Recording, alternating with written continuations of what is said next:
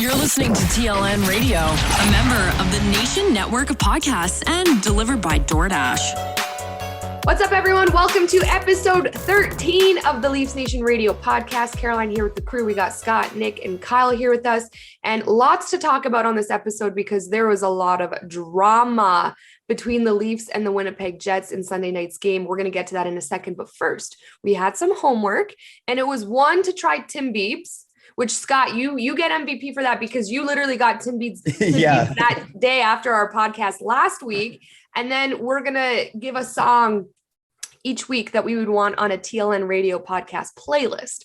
So I'm going to go first and say that I am the worst student in this entire podcast because I checked 3 different Tim Hortons and they were all sold out of Tim Biebs, and they're also all sold out of chicken noodle soup here in Edmonton. So I wasn't feeling the greatest the last couple of days. I'm like, I just really want some soup, and it's nowhere to be found here in Edmonton, and no Tim Biebs. So I can't give a review, but Scott, how did they taste to you? I mean, it's been a week now, so I'll have to go into the memory bank for it, but they were all pretty good. Like there wasn't one where I'm like, okay, no, I'd never eat this again. Even like the birthday cake one isn't like entirely my favorite just on its own, but I really liked the mix in with like, I think it was cinnamon that was like layered around it. And like, I thought that was like a really good mix for it. But yeah, like they were all like a little extra. There's like always a little something extra to each flavor beyond just the standard flavor that they usually were. Are they overhyped because of Justin Bieber? I mean, yeah, like everything's going to get overhyped just because like Justin Bieber's involved with it, but like they're still pretty good. Like I probably wouldn't go out of my way to get them if not for like the hype surrounding it. But Kyle, did you try them? Yeah, I think I have the same opinion as a lot of other people where the birthday cake waffle one was good because of like the extra little cinnamon to it. The other two were kind of fine. I didn't have like a strong opinion either way, but yeah, I think the birthday cake waffle one, I think I might go to again, but I think I'd just stick to like my regular rotation. I am a Tim Biebs. Have you worn the hat? No, I haven't yet. Wow. I ate a lot. Like if I've had family come over and they bring them, like my mom's come home and she's brought them, and like, you know, there's days where if I'm having a terrible day, like I'd really like, I would sit there and I would get 10 birthday cake Timbits and just eat them all, and that would make me feel better. But this week it's 10 of the birthday cake waffle. But I don't know. I would buy them even if it weren't Tim Biebs. They're just, it depends on the batch you get. I've found like there have been some, like the first time I got them, they were not good. But the second time and the third time and the fourth time, they're like, whoa, like they're really good. But yeah, I think my girlfriend's cut me off from them from now on. I love it. Nick's taking it extremely professional. Like it depends on the batch. He's been cut off. I'm a cake connoisseur, and now I'm a Timbit connoisseur and a hamburger connoisseur. Can't forget those. Hi, Cash. Cash came to say hi. Okay, so let's pick our song for the week. I'll go first. This is a song that's been around for a while, but this is probably this week for some reason I've been listening to this nonstop, and it's such a throwback for me and such a every time I listen to it, it's impossible not to sing. Mr. Brightside by the Killers. Oh, yes. It's so good, Here right? For that. Every time I'm in the car, it's one of those songs that when I put on, I'm like, even if I'm going somewhere that's annoying, like groceries or to run errands, I'm like, this song's going to put me in a good mood. You can't not sing to it or like ash out to it, you know? Okay, so that's my song. There's I go in and out of phases where I listen to like YouTube mashups of like different songs together. And there's actually one of Mr. Brightside with Car Radio by 21 Pilots. Whoa. And it like really like it captures the actual like emotional sorrow of the lyrics of the song. It's just like so much like it's pretty like I'd almost say powerful, but like it's just like it's a solid mashup as well. Okay, I'd recommend that as well. We love Mike and I love songs like that. Sometimes our favorite songs are like the mashups you find on YouTube. So I'm going to go and listen to that after this. I just have like a bunch of on a playlist that I really want to like DJ a party with, just to like throw people off. They're like, oh, I love this. Oh, wait, it's not that song. So funny. Nick, Kyle, you guys got a song for us? Yeah, Nick, do you want to go first? Okay, I'll go first. I'm going to my first concert in like 2+ years on Saturday night. So I figured I'd have to pick one of them because it's also my number one Spotify band from Spotify Wrapped. So I'll go with Cleopatra. I mentioned them last time as one of those smaller bands that I really like. And it's a bit of an older song. It came out a couple of years ago for them, but it's called Bernard Trigger. Really, really good song. It kind of starts a little bit slower and then crescendos up at the end of it. So it's a nice little garage rock tune that gets you going. So I'll go. I'm going to listen to these songs literally after this episode. I'm so excited. I'm going to go mainstream. That's okay. Shawn Mendes. It's Christmas time. No. Ariana Grande and Kelly Clarkson. No. I talked about it last week, I think. It was it's called Merry Christmas by Ed Sheeran and Elton John. Yeah. And it's just I like it. I don't really know if I like Elton John a lot, but like he's just such a big figure in the world of music that I'm just like, okay, any song that he's in is probably really good and I should probably listen to it. And then Ed Sheeran as well. I really like his music. I've gone to his concert before. It's one of the best concerts I've ever been to at the Rogers Center. Yeah, it's Christmas time and I listen to Christmas music. I don't really know what else to say. I love it. It's perfect. Scott, your pick. So this is always going to be hard for me not to like find a song, but to pick one. Yeah. But I haven't actually been listening to a ton of new music right now, just because like with Spotify Wrapped coming out, I've been listening to that playlist a bunch. So I'll just go with my number one song off of there, Somebody Else by the 1975.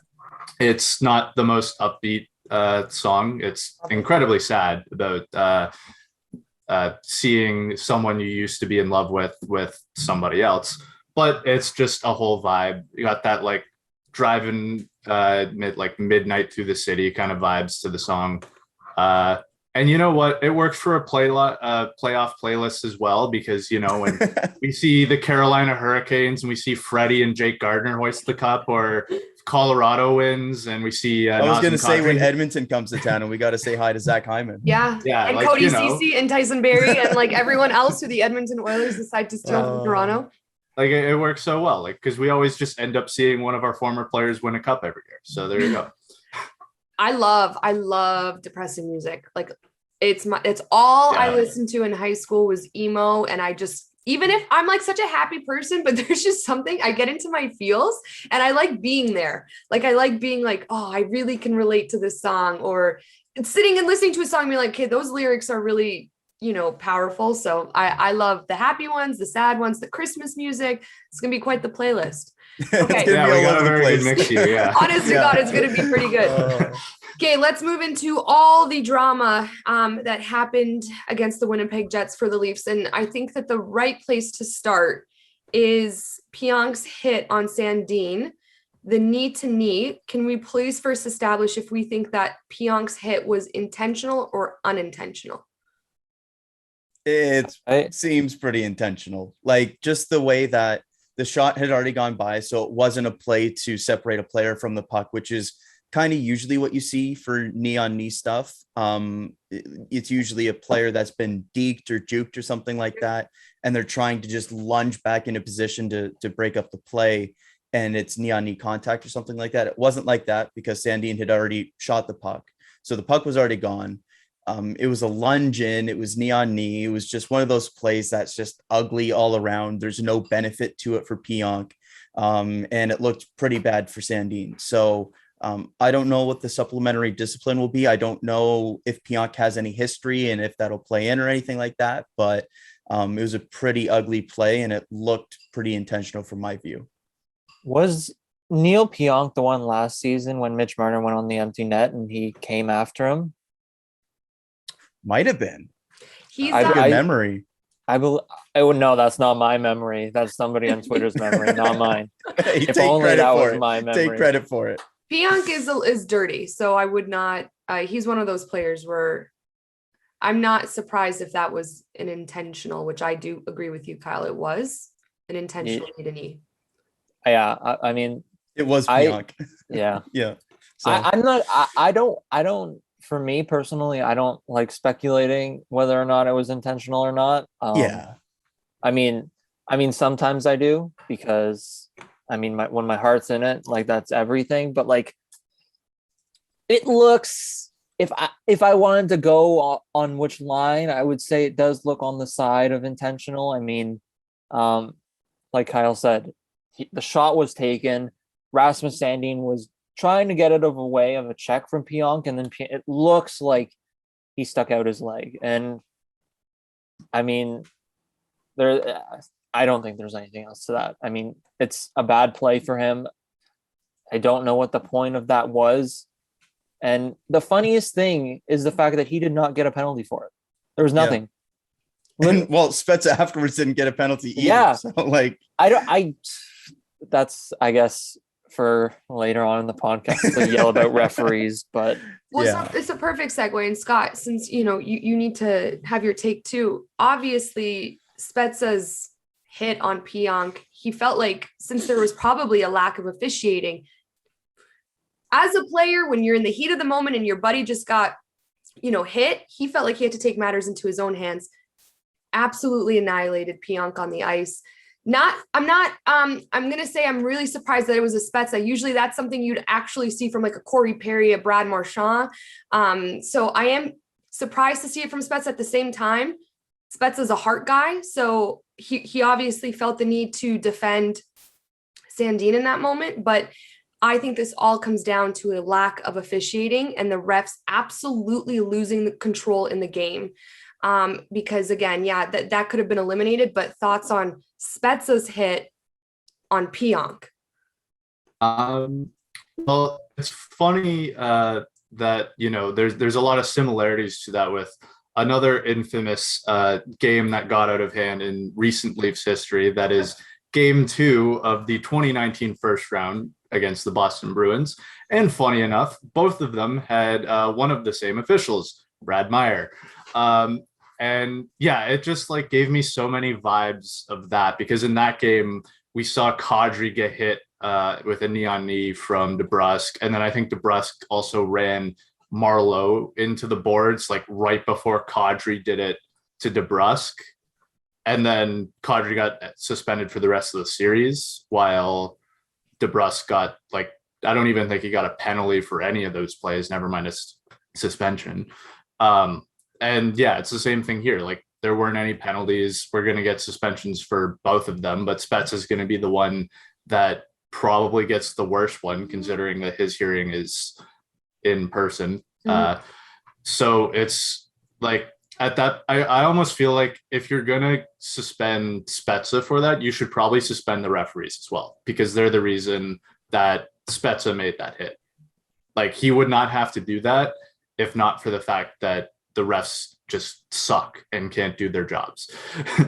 Because like, if they're doing their jobs, Pionk would get a penalty for his knee on knee, and then the Leafs would go on the power play, score again, and that'd be their way of punishing the Jets.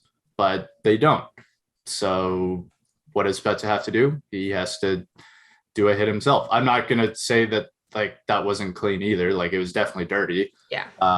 And like, I don't blame him for getting suspended, but like at the same time, that's what happens when you don't put the whistles, that's what happens when you put the whistles away and you don't call stuff. Like, you're just gonna have the games get out of hand.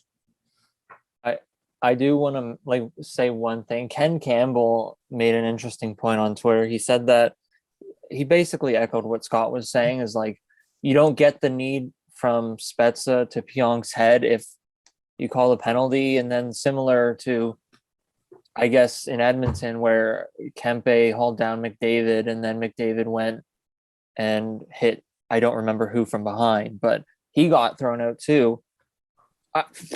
I don't know. I don't get it. Like, the same thing with Austin Matthews getting thrown to the ice and just getting sat on for like 30 seconds by Pierre-Luc Dubois. Like, and I don't know if that's Brad Meyer standing there. It's one, I believe it is Brad Meyer, and he's just standing there watching. And then he's like, oh yeah, Austin Matthews gets a penalty too. For what?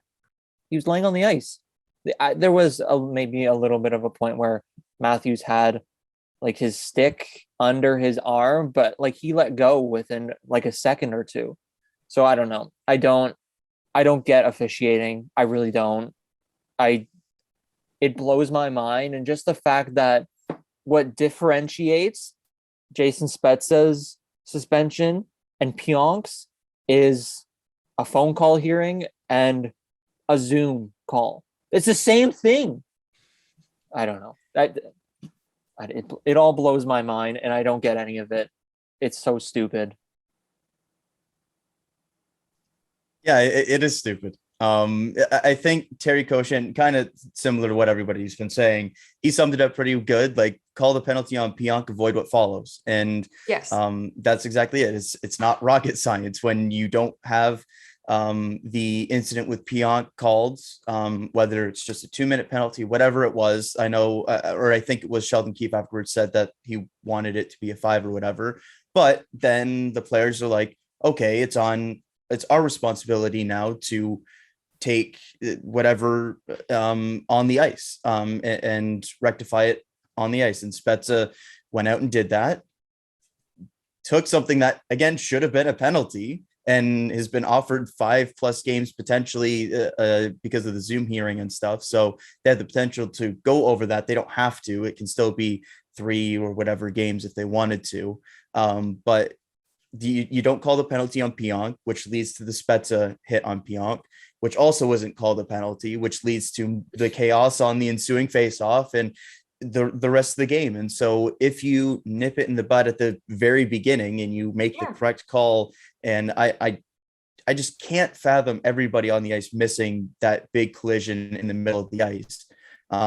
If you make that first call, then it doesn't lead to the next stuff and it doesn't lead to the chaos that follows. But instead, the whistles go away for whatever reason. Sandin is injured, and then a big run is taken at Pionk, who very easily could have just been as badly injured, if not more, because it was in the head neck area, and then leads to a bunch of stuff afterwards. So it's just frustrating to see it kind of consistently happen like that. And yeah, it's on the officials there because it starts with one play. They don't make the correct call there, and then it leads to all the chaos that happens afterwards. It's crazy when you look at and think about the butterfly effect of it all. Yep. One thing that's interesting to see right now on Twitter, you have Leafs fans defending Spezza, and then non-Leafs fans saying that Leafs fans are hypocritical because Corey Perry unintentionally hit JT like that in the playoffs. And it was obviously a terrible moment, a terrible hit.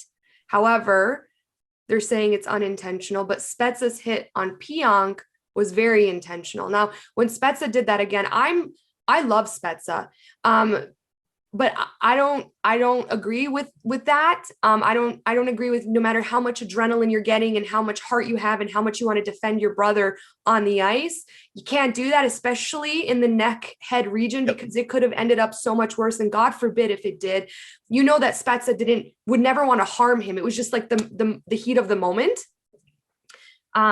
I don't think Leafs fans really have a leg to stand on right now defending Spezza, but I do think that the NHL needs to take a deeper look into this and be like, yes, dirty hit from Spezza, dirty hit from Pionk, Wayne Simmonds, snapped. We'll get into that in a second, but this all could have been controlled. This all did not have to escalate the way it needed to if that initial call on Sandin and Pionk was made. So it's just frustrating, but fans going at it online, players unhappy, management unhappy. Could have been much worse though, because when I saw Spezza's knee going into Pionk's head, I was like, oh my God. It literally reminded me of JT and how that could have been much, much worse for Pionk. So I think that exactly what you said, Kyle, that the refs need to have a sit down meeting and you know what, across the freaking league, everyone needs to get on the same page, because there's nothing more frustrating watching a sport where refs are, you see it in football, you see it in soccer. Don't even get me started with VAR. You see it in so many different leagues when the refs aren't on the same page across the board, it's impossible to watch, and it's impossible to be a happy fan. Yeah, and on the like Leafs fan reaction and stuff like that, I think at least from my perspective, I think the people trying to defend Spezza are trying to defend the thought process of trying to stick up for a teammate versus the actual outcome. Because I don't think you can defend what he actually did. It was a very dangerous play. It's a suspendable play. He should be suspended. How that compares to a potential supplementary discipline to Pionk, I don't particularly know. All I know is that both of them are probably suspendable actions. In terms of the comparison to Corey Perry and stuff like that, I don't know. Like, you look at the intentional versus unintentional stuff, of course. Corey Perry's incident with Tavares was never intentional. I think there's a difference between heat of the moment, 30 seconds after it happened, and tweeting a firestorm or whatever, and actually having some time to think about it and kind of reflect on what happened. Right. For myself, I don't really remember any Leafs fans kind of calling for Perry to be suspended or anything like that. The Simmonds fight afterwards was kind of weird and left a lot of people kind of like uncomfortable with how it all happened. So like, you can kind of look and compare the situations, but I think it's pretty different with how everything kind of came to be.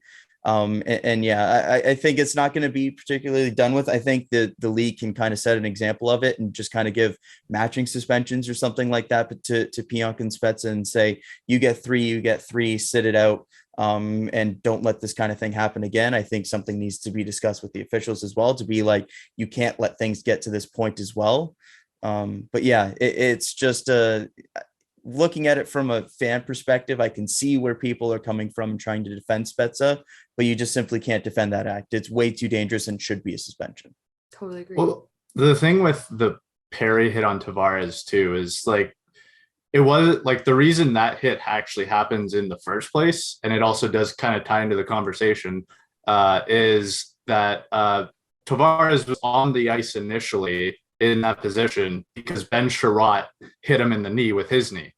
And if you call like stuff like that, that gets called. That was always the thing that frustrated me with that whole sequence, is that doesn't happen if Sherratt doesn't make that play. Because like Perry, there's nothing you can do. He literally like fell in front of you and you got to move out of the way. But like Sherratt, like if you take that aspect out of the game, then that doesn't happen to Tavares. More knee on knee stuff. But yeah, and as Kyle was saying too, like the thing, or as he mentioned with like holding the like officials accountable, I think that's the thing that frustrates me the most, is because that's not going to happen. Like there's not going to be a conversation, because the only time they hold officials accountable is if they accidentally tell the world what they're supposed to, what their actual objective is, which like, it's funny in the moment how we were also frustrated or mad at him, and now we're like, oh, like I actually feel bad that he just got scapegoated for literally doing his job. But yeah, no, like they're not going to be held accountable. No one gets held accountable in this league. Mark frickin' Bergevin is potentially in the running for the Vancouver Canucks job now, as if, the last 6 months didn't happen to him. Once you're in the old boys club, you're safe forever. So like I'm assuming all the referees are at this point. So like, there's really no way to get around it aside from just abolishing the entire, like fire everybody that has anything to do with officiating, even like George Peros and like the safety review board, like get rid of everybody and just start fresh, because it's the only way. Like you have to like get that mentality out of the system before you actually like get significant change. And that's just not going to happen because no one's being held accountable for it. Well, one of the things I think too is for the Spezza play, if you kind of, I don't know, for me, it might be just me thinking in my head that Spezza's such a nice person and he really probably didn't mean to do that. But at the same time, like he did go knee to the head. Like I've watched it a few times, and I would like to say that it was just a tough spot because Pionk is diving for that puck with his hand. And it's just like, it is tough. At the same time, though, Spezza should not be in that position to go and run him like that. I don't know. It's it's horrible because the fact of the matter is that Rasmus Sandin's out and he could be out for a really long time. Like, I believe someone on Twitter said that Elliot Friedman said that it's not looking good. And if it's not looking good and it's an ACL, MCL, I don't know. Caroline, it's a long time, isn't it? Yeah, that's like 6 months at least. I mean, I'm sure since I got my knee surgery back in the dinosaur age, technology and everything has, come a long way, but it's not. And that's what I mean. Like, I agree. I think Spezza is a great guy. I don't think when I see that, I don't automatically think, okay, Spezza's character has changed or whatever. I think Spezza loves this team so much. He has so much passion for this team, and he loves each teammate so much that he felt the need to protect. And I love that. You need a guy like that on your squad. So that's what I'm saying. I saw that and I was like, okay, I understand what's happening, but damn, did he pick like a real bad time and position that Pionk was in to do it. So my opinion on Spezza will never change. I think that he's still probably the nicest guy on the roster who's, that mature presence that we spoke about last week. But I mean, every player has a game where they do something dumb or they let the heat of the moment get to them. Like, we've seen it happen all the time, but you can understand, like we talk about the butterfly effect. Spezza hits Pionk. You can only imagine how everyone felt on the ice, how management felt, what coaches were saying to each other, fans. And then Wayne Simmonds is like, I'm done. Like, I had enough. And wanted to pop Stanley's head off of his body at some point. And obviously he's in trouble now for his cross check on Harkins. So let's talk about Simmonds. We know that this guy's a rowdy guy. We love that in Toronto, by the way. We love players like Simmonds. I think he sent a message, but again, it all, like what we've been saying for this entire episode now, this is what happens when the refs, because literally the whole officiating staff had to hold Simmonds back. Like, everybody, because Simmonds was ready to like run through. He's everyone. A bit of a lunatic. It was that cross check. hilarious. That cross check, when that happened, I was like, oh my God, something's going to happen. Something's going to happen here. So thoughts on Wayne Simmonds now. We've established how we feel about Spezza, about Pionk. Wayne Simmonds, the torch is now with Wayne Simmonds. Thoughts, boys? I want to start off by saying a lot of people, especially Gord Miller and Ray Ferraro, and people on the broadcast, a lot of them mentioned how different this Leafs team is.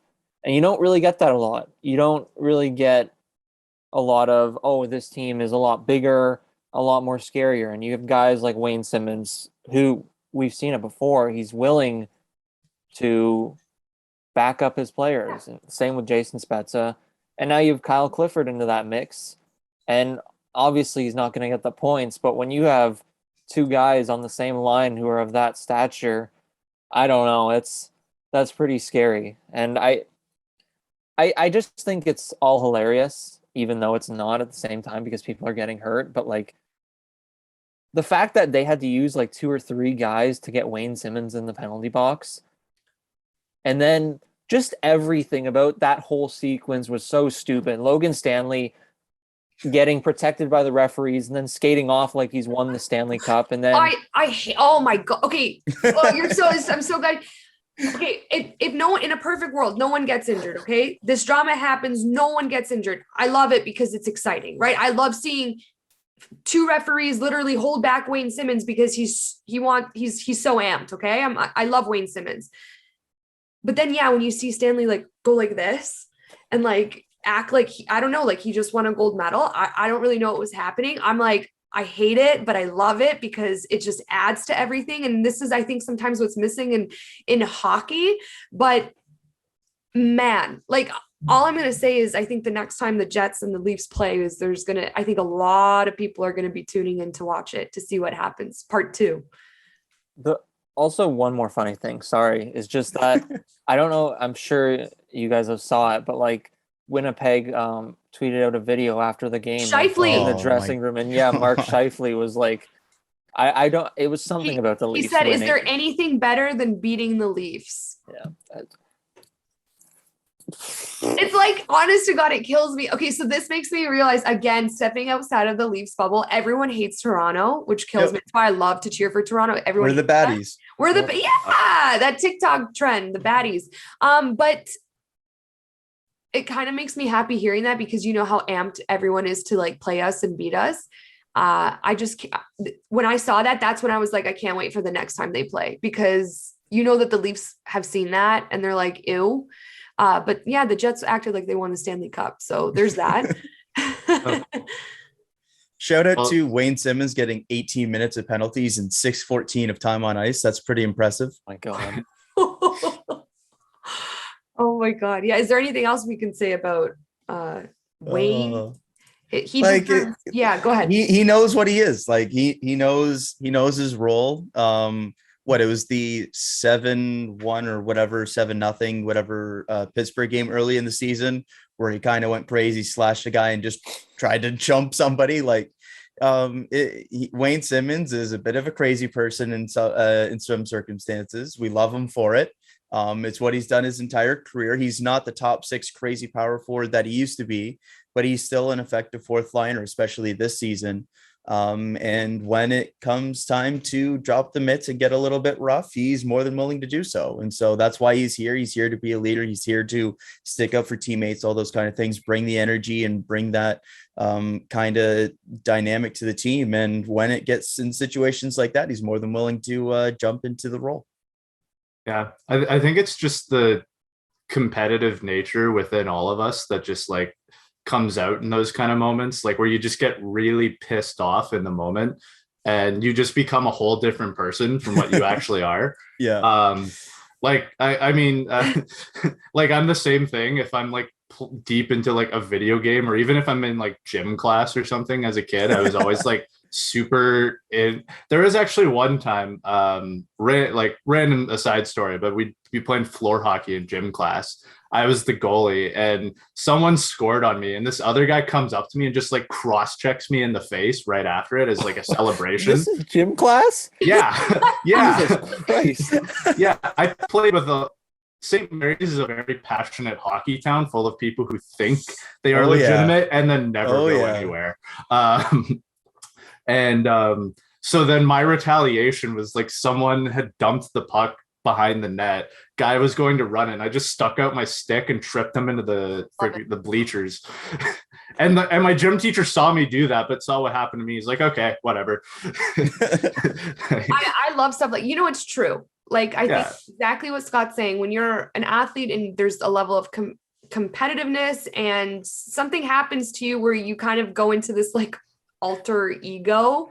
When I played, I think I got like 1 or 2 yellow cards in my life. And I swear to God, it was accidental. I was like a slide tackle. Right. It was accidental. There are times where I would get bulldozed by a player and it would piss me off so much because I'm like, I don't need this girl injuring me. Like, that was dirty. That when the ref wasn't looking, I would absolutely annihilate her from behind. I'd like run and like shoulder check her or push her with 2 hands or like say something. And then after I did it, I'm like, what is wrong with you? Like, you're not like that. But there's something that happens to you when you're competitive and you're in the game and you're in the moment that this side comes out of you. And I mean, it's a part of sport. And again, like, Wayne Simmonds, he's going to be held accountable. Should he have done that?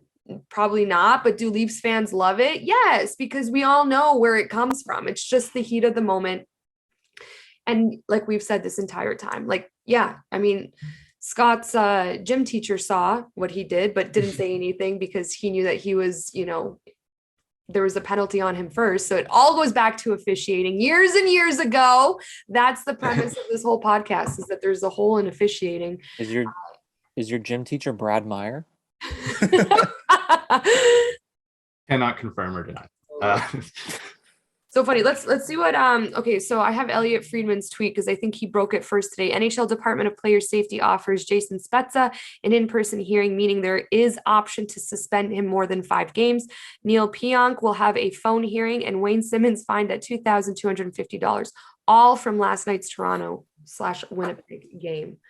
Do you think Spezza should get 5 games or more?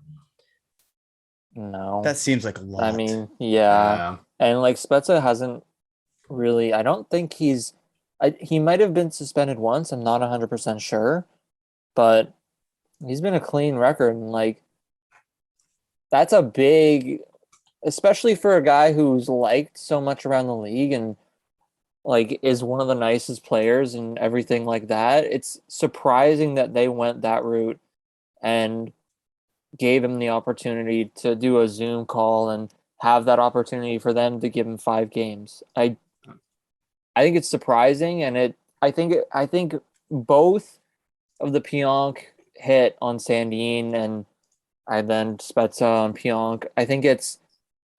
I don't want to say they're both in the same category, but like just because that first thing wasn't called, that second thing happened, I think that you got to give them something similar. Like Pionk he's fine. Rasmus Sandin's going to be out likely. I shouldn't say that, but he's probably going to be out for a long time. And like, I don't know. I just think like the status of an injury should matter in it as well. True. And who knows if it will, but I think personally they should be on the same level. There shouldn't be more suspension for Jason Spezza. And one of the things, if I could just bring it up really quickly, was that Sheldon Keefe low-key thought the same thing. I don't think it was very low-key. Oh, he did probably. I mean, it was very passive-aggressive. The Twitter thing? Yeah. Yeah. I don't know if talk Carolyn, about what you saw got. that. Yes. Tell me, and just listening hasn't heard either. So there's a guy on Twitter named Mike. I can't really pronounce that Twitter handle because it's really hard for me to read. But anyways, he said, calling it right now, bookmark this tweet. Spezza will be suspended 3 games for his hit. Keefe, $25,000 fine and a 1-game suspension. Dubois, no suspension. Pionk, no suspension. And I mean, we've seen Sheldon Keefe go off on the bench, but he doesn't say a lot through the media in terms of the referees. And maybe that's because he doesn't want to get fined. Who knows? But he did favorite that tweet. He liked it. And it's the first tweet he's liked since June 29th, 2020. So. And everything else before that is about Pembroke. Yes. What did he say in the post-game presser? I don't think he said anything. No, he had a couple of things, I'm pretty sure. I saw. If it's, let me see. I think only thing I saw was him commenting on like Sandin's injury, although he might have mentioned something else. I feel for Sandin. Yeah, I think he was just starting to get into like the groove, especially with Hall on the way out. Maybe he would have started to get a top 4 role, but there was, I know. David Alter. David Alter had a couple of things. He mentioned that it should have, or he thought that it should have been a 5-minute major, the knee-on-knee hit, which I think you can go either way as to whether it should have been 2 or a 5, but I think a lot of people would agree that it should have been a penalty. And then the other one was when he was asked about the line response, bringing out Clifford to take the face off, flanked by Richie and Simmonds, and then the kind of stuff that happened after that. And basically said that he made the decision as a coach that you have to have some kind of response, that it wasn't just the hit, it was the Matthews stuff with Dubois beforehand. The fact that it's a 4-on-4 call instead of being on a power play there and then leading into the other stuff, which should have been a 5-minute power play in his opinion and all that stuff. So he goes on to basically say how in their view, it should have been a power play to them. And then if the other stuff still happens, then it should have been at least like a 4-on-3 power play for them with a 5-minute power play, stuff like that. So he basically just said that it was up to them to have some kind of response, that it wasn't something that they were going to take. And so that was what he said. The only thing he really said about officiating is that he said that it looks to me like it's a 5-minute major, which I don't think that's something that the league can kind of point out and fine. It's not something egregious going after it. Right. But I think that's about as close to the calling out officiating as we've really gotten from Keefe in the media. Mm-hmm. So to sum everything up, we wish Sandin nothing but the best and hope that it's like the best possible outcome for him. Pionk's knee-to-knee on Sandin should have been called immediately, penalty. Spezza's knee to Pionk's head was not okay, and it deserved a penalty, but Spezza's still a good guy. We're not questioning his character. He's not a dirty player. It just heat of the moment. Wayne Simmonds snapped, but that's Wayne Simmonds, and the officials are the ones who need to be held accountable for this absolute crap storm that happened start to finish against the Jets. So I think it'll be interesting to see how everything plays out. And hopefully when we get the news on Sandin, I think it's probably a pretty bad knee injury, but let's hope nothing's torn all the way.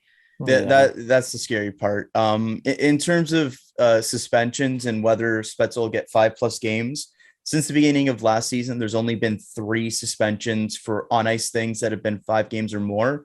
Kadri in the playoffs, where he got 8 games for the illegal check to the head. Tom Wilson in the regular season last year for boarding the hit on Brandon Carlo, which concussed him. There was only 2 last year. Everything else was 4 games or lower. And then this year, of course, the Brendan Lemieux one for biting. The only other one was 21 games for Vander Kane, but that's other stuff. So I just looking at those, the Kadri incident, the Wilson incident, and Lemieux, I don't see how you can have the Spezza hit anywhere close to that, given the lack of previous suspensions and the incident itself. So the in-person thing is a confusing part of it to me. I don't know if it'll still end up being 3-4 games, whether it will be the minimum of 5 there or anything like that. But there's only been 3 since the beginning of last season. So they've really been reluctant to hand them out. Well, this is George Peros we're talking about, who just loves to just slap players with fines most of the time. Really show it to them and take something out of their paycheck. That's pretty much all he does. But also, like, you hear Tom Wilson, and again, if I'm the GM of a team, I'd want Tom Wilson on my team. But you hear Tom Wilson and you think, like, no disrespect to him, but you think a dirty player. You don't, when you hear Jason Spezza, of course, you don't think a dirty player. So I hope that they take that into account too, because like we said, this is probably like the first time or second time he's done something like this. He's not known for it. So hopefully they take that into account and all goes back to normal in Leafs land, and then look forward to the next time these two teams play. And I hope Scheifele never scores a goal against the Leafs again after. How great is it to beat the Leafs? Oh, man. I forgot how much of like a rivalry they've had. Like, I'm just remembering it now. Since Laine Matthews. Like, but even like last year too, like there was the Sandin hit on Blake Wheeler. There was the Pionk stuff. And then there was Joe Thornton and Nikolai Ehlers going at it. And that was the funniest thing ever, by the way. The fact that he cross-checked him, broke the stick, went to go get a new one. And did it again. Back. God. I love Joe Thornton so much. And then he just kept talking to him in the box. Yeah. That was hilarious. Yeah. I love Jumbo.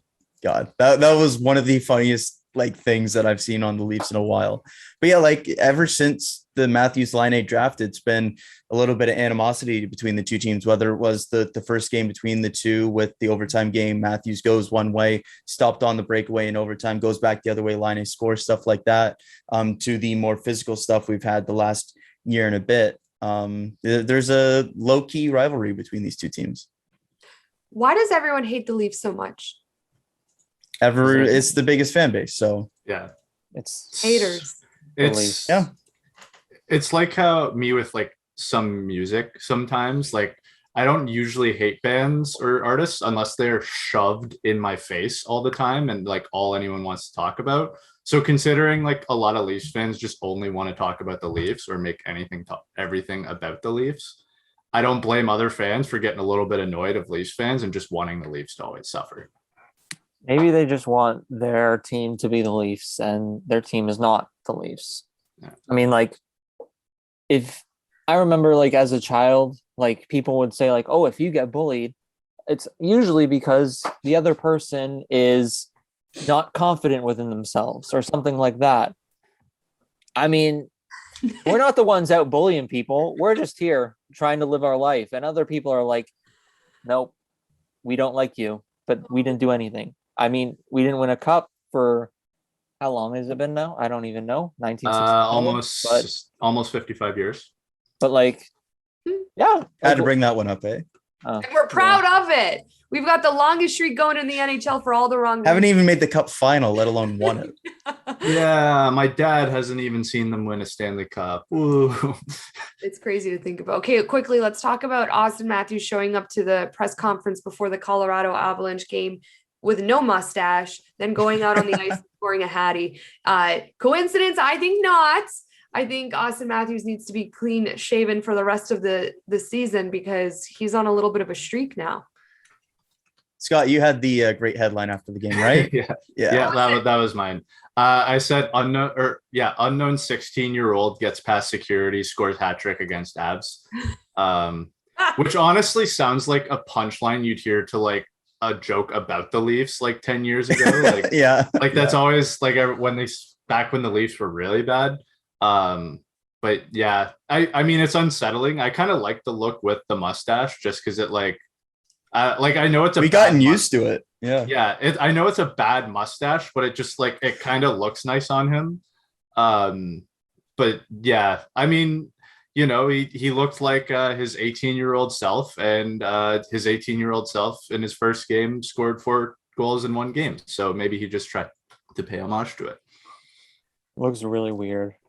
Yeah. This kills me. I don't know if you guys can. It's just like Yeah. That picture, outfit, like everything kills me. Love it. that just trips me out. Like it's Cool. like Go ahead. I was just gonna say, like, as someone who can't grow facial hair, like if you have facial hair, especially with Matthews, like that's a good mustache, and he obviously did it for a good cause. But like once people who have like a full thing of facial hair or even like a mustache, once they shave it, they look like a totally different person, and it's so weird. Yeah, like I mean, it's not really noticeable on like the camera, but like I have like a decent set of facial hair here, and yeah, if you shave it off, I look like a baby. I actually had a music teacher who like always just you're getting to know all about my high school life now. I love it. Yeah, it's the high school episode. Yeah, but he had like a beard that like was like he always had the beard. He always shaves it off during the summer, so when you bump into him at the grocery store, he's completely unrecognizable just because you have no idea what he looks like with it. Like he would actually come up to me and be like, "Hey Scott," and I'm like, "Who are you?" It's like, "Oh, okay, nope, I see it." But yeah, no, like it's unsettling because you're used to the mustache, but maybe we'll get used to it. I just love it because Austin Matthews gives no craps about what he looks like to the media, what he's saying these days. Again, I think it's always in a respectful tone, but this guy's he is who he is, and he's not changing it for, to look a certain way for the media. So I thought it was awesome. And yeah, like he's literally wearing like Adidas slides, spandex shorts, shaved everything, and his hair's like coming out of his I just was like, I'm all for it, and then scored a hattie. Why not? And I loved John Tavares after the hat trick as well, when somebody asked him whether Austin shouldn't regrow the mustache because he scored the hat trick, and he just goes, well, he won the Rocket last year with it, so I don't think it's too bad. But that was pretty good. You need to I was gonna say you need to get somebody at PointsBet to make a line on whether or not Matthews will regrow his mustache. And like how many points he's producing pre-mustache and post-mustache. Yes. Also, I don't know if this is a reliable source. I guess it is. Somebody at City News saying that Jason Spezza's in-person hearing is going to be tomorrow. Ooh. It's probably a good source because the NHL player safety account just tweeted it as well. So I think it's probably safe to say that it'll happen tomorrow. Okay. Maybe. We'll definitely chat about it next week. I think that, I don't know, we've covered everything we could possibly cover, but cover it on this episode. Were there other games last week? I don't know. We did not cover Josh Hosang.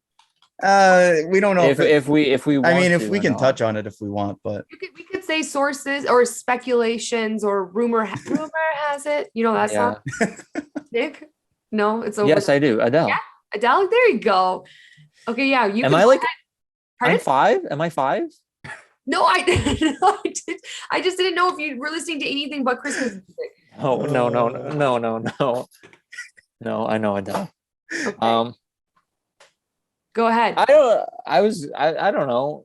Josh Hosang, like there's been 2 people who have said that Josh Hosang is getting a contract with the Leafs. In terms of me being around the Marlies, I'm not sure. I don't really have anyone that I can find that will tell me that information. I wish I did, because I would like to break stuff.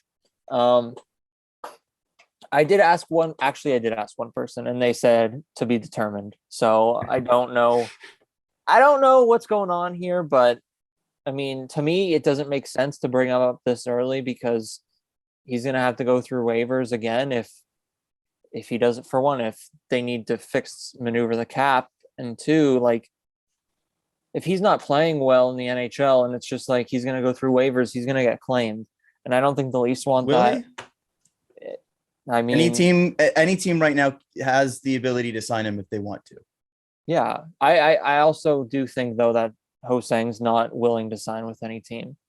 I don't think he wants to be anywhere else. Like, he's said before how comfortable he feels here. And I really don't think the Leafs would want to lose him. I don't think Josh Ho-Sang would want to be away from this team. I personally wouldn't be surprised if he's with the Leafs organization for a long time, just with how much he's talked about, how much he's liked it here, and how comfortable again he feels. So yeah, that's all I know.